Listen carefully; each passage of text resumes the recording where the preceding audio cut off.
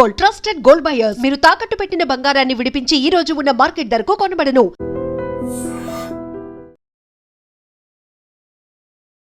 నిజామాబాద్ జిల్లా దేవాకాపేట్ మండలంలో జరిగినటువంటి అత్యంత దారుణమైనటువంటి ఘటన.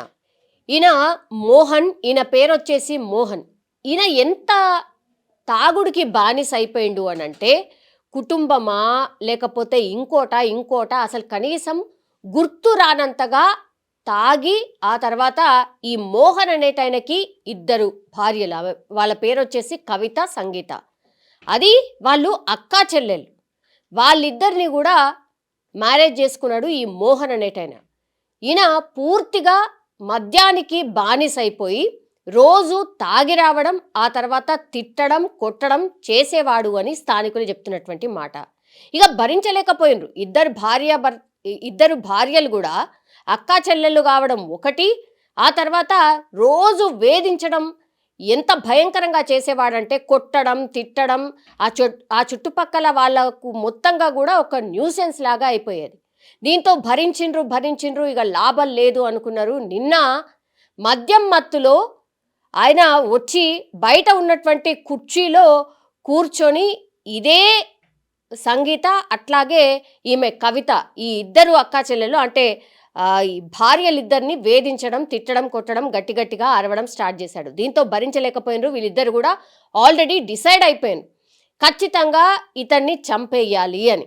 వచ్చి కూర్చోగానే మద్యం మత్తులో కళ్ళు మూసుకొని ఉన్నటువంటి భర్త మీద ఆల్రెడీ తెచ్చి పెట్టుకున్నటువంటి ఈ పెట్రోల్ ఏదైతే ఉంటుందో, పెట్రోల్ ఆయన మీద, కుర్చీలో ఉన్న నిద్రిస్తున్నటువంటి ఈ మోహన్ మీద పెట్రోల్ పోసి తగలబెట్టిండ్రు. అక్కడనే బయట ఈ మామూలుగా ఊర్లలో ఎట్లయితే ఈ వంటలు అట్లాంటివి బయట చేసుకుంటారో అదే ప్రాంగణంలో అక్కడే బయట వాళ్ళేదో వండుతున్నటువంటి కట్టెలపై నుంచే కట్టె తీసి ఈ మోహన్ మీద పెట్రోల్ పోసి వీళ్ళిద్దరూ అంటించడం జరిగింది. ప్రత్యక్ష సాక్షులు చెప్తున్న దాని ప్రకారం అయితే రోజు వీళ్ళిద్దరిని ఇతను వేధించేవాడు. అదే కారణం భరించలేక వాళ్ళు చంపుదామని డిసైడ్ అయిపోయి ఈ ఘటనకు పాల్పడినట్టుగా స్థానికులు కూడా చెప్తున్నటువంటి మాట. పోలీసులకు వెంటనే సమాచారం అందింది, వచ్చిండ్రు. అక్కడ వాళ్ళిద్దరు కూడా తగలబెట్టిన తర్వాత అక్కడి నుంచి పారిపోయే క్రమంలో పోలీసులు వాళ్ళని ట్రేస్ చేసి పట్టుకోవడం అయితే జరిగింది. వీళ్ళిద్దరి మీద కేసు అయితే నమోదైంది. కానీ ఈ ఓవరాల్ సిచ్యువేషన్ ఈ ఓవరాల్ ఎపిసోడ్ని చూస్తే గనక ఈ మధ్య కాలంలో చాలా పెద్ద ఎత్తున చిన్న కారణాలకు, లేదంటే అసలు ఏదో ఒక కారణంతో భర్తలు భార్యల్ని చంపడమో లేకపోతే భార్యలు భర్తల్ని చంపడమో అనేది చాలా కేసెస్ అయితే నమోదవుతున్నాయి.